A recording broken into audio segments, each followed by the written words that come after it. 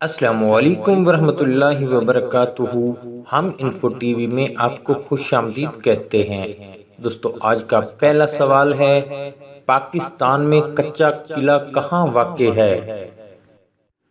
حیدرآباد میں۔ 2010 کے ایشیائی کھیلوں میں پاکستان کبڈی ٹیم نے کون سا میڈل حاصل کیا؟ کانسی کا۔ انجمن حمایت اسلام لاہور کے بانی کون تھے؟ خلیفہ حمید الدین۔ آنسو جھیل کس صوبے میں واقع ہے؟ خیبر پختونخوا میں۔ پشاور شہر کس صنعتی پیداوار کے لیے مشہور ہے؟